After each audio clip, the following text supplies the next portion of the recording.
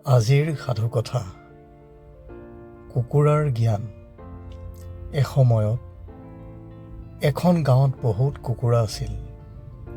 সেই কুকুৰাবোৰৰ মাজত এটা ডাঙৰ মতা কুকুৰা আছিল আৰু সি অহংকাৰী আছিল। সি সদায় আন কুকুৰাবোৰৰ লগত যুদ্ধ কৰিছিল। ৰাতিপুৱা হ'লেই খুব চিঞৰ বাখৰ কৰি ডাক দি সকলোকে টোপনিৰ পৰা জগাই দিছিল। তাৰ পাছত সকলোৱে দৈনন্দিন কামবোৰ আৰম্ভ কৰিছিল।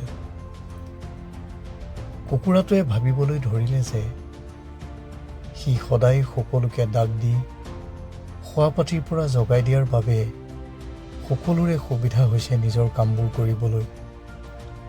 সেয়ে সি মনতে ভাঙিলে যে এতিয়াৰ পৰা আৰু ৰাতিপুৱা ডাক নিদিয়ে আৰু কাকো নজগায়। সি চাব বিচাৰিলে যে সি নজগালে কেনেকৈ সকলোৱে সোনকালে শোৱাৰ পৰা উঠিব পাৰে। এই ভাবি কুকুৰাটোৱে পিছদিনা ৰাতিপুৱা কোনো শব্দ নকৰাকৈ গপতে গংগাটোপটো হৈ শুই থকাৰ ভাও ধৰিলে আৰু মনে মনে ভাবিব ধৰিলে, আজি মই যে ডাক দিয়া নাই, সকলো চাগৈ শুই আছে। আজি চাম দেৰিকৈ শোৱাৰ পৰা উঠি সকলোৱে কেনেকৈ কামবোৰ শেষ কৰিব পাৰে, আৰু আজিহে সকলোৱে মোৰ গুৰুত্ব বুজিব। কিন্তু আন দিনবোৰৰ দৰে বাহিৰত শব্দ শুনি কুকুৰাটো বাহিৰলৈ ওলাই আহি যি দেখিলে সি নিজৰ ওচৰতে লাজ পালে।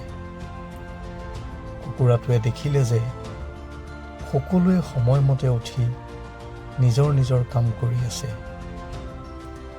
আজিহে কুকুৰাটোৱে অনুভৱ কৰিলে যে কাৰোবাৰ অবিহনে এই পৃথিৱীত কোনো কাম বন্ধ নহয়।